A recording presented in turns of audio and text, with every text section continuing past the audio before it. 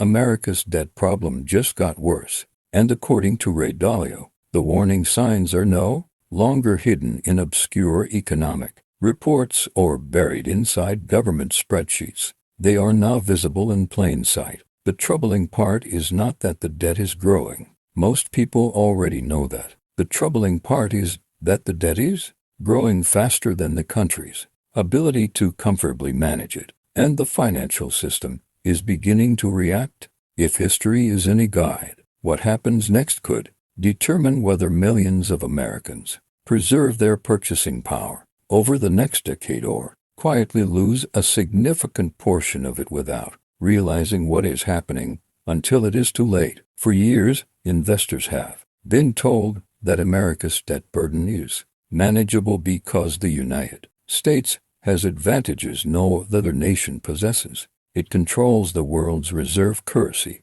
It has the largest economy on earth. It has deep capital markets and an unmatched ability to borrow. Those arguments are not wrong. The problem is that even powerful advantages have limits. Debt can grow for a very long time without creating a crisis, but eventually there comes a point when investors start asking a simple question: can this continue indefinitely? Ray Dalio believes that question is becoming increasingly important, not because the United States is about to collapse tomorrow, but because the underlying mathematics are becoming harder to ignore. Every year the federal government spends more money than it collects in revenue. The difference is funded through borrowing. Borrowing itself is not unusual. Businesses borrow, homeowners borrow, governments borrow. The issue arises when borrowing grows faster than income for an extended period of time. Imagine a family earning $100,000 a year while spending $120,000. In the first year, the gap seems manageable. In the second year, they borrow again. In the third year, the debt becomes larger. Eventually, interest payments start consuming a meaningful portion of income. Suddenly, the family is not only borrowing to fund expenses, it is borrowing to pay interest on previous borrowing. That is when the cycle becomes dangerous. According to Dalio, nations experience similar dynamics. The numbers are larger, but the principle is the same. When debt grows faster than income, interest costs begin consuming more resources. Those costs must either be paid through higher taxes, lower spending, more borrowing, or monetary intervention. None of those choices are politically easy. The situation has become more complicated because interest rates are no longer near zero. During the years following the global financial crisis, governments around the world benefited from extraordinarily low borrowing costs. Debt could expand while interest expenses remained relatively manageable. Today, that environment has changed dramatically. Rates are higher. Borrowing costs are higher. Every new dollar of debt becomes more expensive. This is where many people misunderstand the issue. They assume debt becomes a problem only when investors refuse to buy government bonds. History shows that problems usually begin long before that point. Investors continue buying debt, but they demand higher compensation for doing so. The government can still borrow, but the price of borrowing increases. That higher cost creates pressure throughout the financial system. Recently,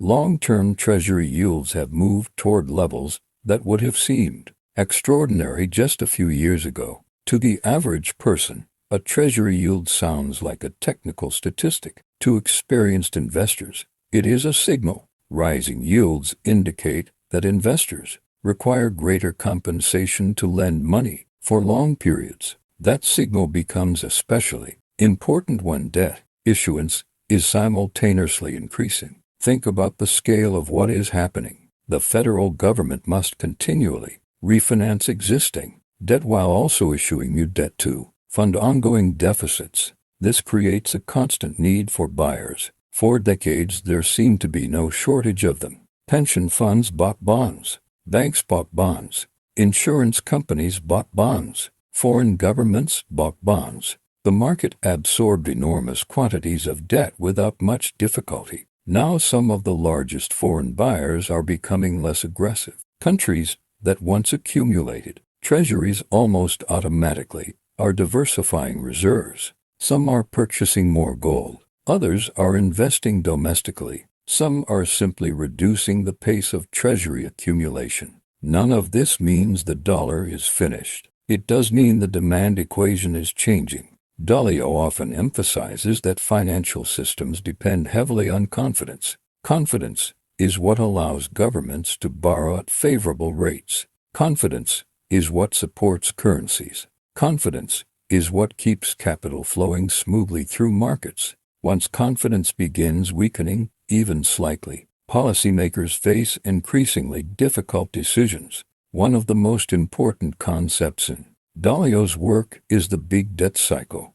This cycle has repeated throughout history across different countries, cultures, and centuries. The details vary, but the pattern remains remarkably similar. Debt grows, prosperity expands, borrowing increases, asset prices rise. Eventually debt levels become so large that servicing then becomes difficult without intervention. Policymakers then face choices that often involve creating more money, restructuring obligations, or accepting economic pain. What makes these periods dangerous is that they rarely look dangerous at first. Most people expect crises to arrive dramatically. They imagine stock markets collapsing overnight or banks suddenly failing. In reality, wealth is often lost gradually. Purchasing power declines. Inflation outpaces savings. Asset prices behave differently than expected. Investors discover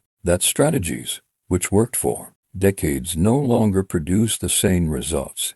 The average saver, particularly vulnerable because they often define safety incorrectly. They believe safety means avoiding volatility. They believe safety means holding cash. They believe safety means avoiding risk assets entirely. Yet, history shows that cash can become surprisingly risky during debt-driven monetary transitions. Imagine placing your life savings in a bank account earning a modest return while inflation steadily reduces purchasing power. Your account balance may remain stable. The numbers may even increase slightly, yet every year those dollars buy less. The loss is real even though it feels invisible. This process can continue for years before people fully appreciate what is happening. Dalio frequently points to historical examples where governments confronted unsustainable debt burdens. In many cases, policymakers eventually chose solutions that reduced the real value of debt. From the government's perspective, inflation can be attractive because it makes existing obligations easier to manage. Debt remains fixed while prices and nominal incomes rise. Unfortunately, what helps debtors often hurts savers. If inflation rises faster than returns on cash, purchasing power declines. The saver does not receive a bill informing them of the loss. They simply discover that their money buys less than it once did. This is one reason central banks around the world continue accumulating gold. Many people assume gold ownership is a relic of the past, yet the institutions managing national reserves clearly disagree. Gold has no earnings, no dividend, and no coupon payment. What it does possess is scarcity. It cannot be printed. It cannot be created with a keystroke. Throughout history, that characteristic has made it attractive during periods of monetary uncertainty. Dalio has repeatedly argued that investors should think in terms of diversification rather than prediction. The goal is not perfectly forecasting the future. The goal is building resilience against multiple possible futures. Economic growth may accelerate. It may slow. Inflation may rise. Deflation may emerge.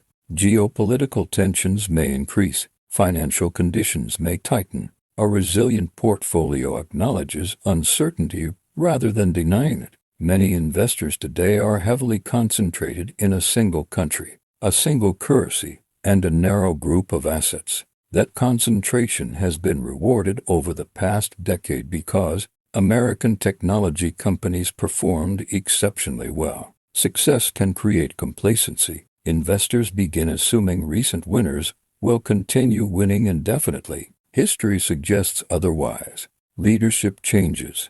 Markets evolve, capital flows shift, economic priorities transform. The assets that dominate one decade often struggle during the next. This does not mean abandoning successful investments. It means recognizing that diversification exists for a reason. Dalio's concern is not that one specific event will trigger disaster. His concern is that multiple pressures are converging simultaneously: rising debt, rising interest expenses, geopolitical competition, political polarization, questions surrounding future monetary policy, slower demographic growth. These forces interact with one another in ways that create uncertainty. Consider the federal interest expense alone. The government now spends an extraordinary amount each year simply servicing existing debt. Those payments do not build roads. They do not fund research. They do not create infrastructure. They represent the cost of obligations accumulated over time. As rates rise, those costs rise as well. This creates a feedback loop. Larger interest expenses contribute to larger deficits. Larger deficits require more borrowing. More borrowing increases supply in the bond market. Greater supply can place upward pressure on yields. Higher yields increase future interest expenses. The cycle feeds itself. Markets are beginning to pay attention. That does not mean panic is appropriate. Panic is rarely useful. What is useful is awareness. Awareness allows investors to evaluate assumptions. Awareness encourages preparation. Awareness creates flexibility. One of the biggest mistakes people make is waiting until a trend becomes obvious before responding. By the time inflation dominates headlines, prices have already risen. By the time a financial transition becomes front-page news, asset prices have already adjusted. Successful investors often act before consensus forms. Dalio's framework encourages exactly that type of thinking. Rather than asking what is most likely, ask what is possible. Rather than concentrating wealth in a single outcome, prepare for several outcomes. Rather than assuming current conditions will continue indefinitely, acknowledge that economic environments change. This approach becomes particularly valuable during periods of uncertainty. Nobody knows precisely how the debt situation will evolve. Nobody knows exactly when rates will rise or fall. Nobody knows how policymakers will respond to future challenges. Yet uncertainty itself provides information. It reminds investors to remain diversified, adaptable, and disciplined. The next decade may look very different from the previous one. The assumptions that worked during an era of low inflation and near zero interest rates may not work as well in an era characterized by higher borrowing costs and larger deficits. Investors who recognize that possibility today may be better positioned tomorrow. The most important lesson from Ray Dalio's research is that debt cycles are not mysterious. They follow patterns. Human behavior remains remarkably consistent across generations. People borrow when conditions are favorable. Debt accumulates. Confidence expands. Eventually limits emerge. Policymakers respond. Wealth shifts from one group to another. Understanding the cycle does not eliminate risk. It does provide perspective. America still possesses enormous strength. It remains one of the most innovative economies in the world. Its financial markets remain among the deepest and most liquid on earth. The dollar remains dominant in global commerce. None of those advantages disappear overnight. But advantages do not repeal mathematics. Debt that grows faster than income eventually demands attention. Rising interest costs eventually matter. Investors eventually respond. The question is not whether these forces exist. The question is how they will interact over the coming years. Ray Dalio believes we are entering a period where those interactions will become increasingly important. The warning signs are visible. The debt continues growing. Interest expenses continue rising. Bond markets continue sending signals. Policymakers continue facing difficult choices. For investors, the lesson is simple. Do not ignore the debt because it feels abstract. Do not assume yesterday's strategy automatically fits tomorrow's environment. Study the cycle. Understand the incentives. Diversify intelligently. Focus on preserving purchasing power rather than merely preserving dollars.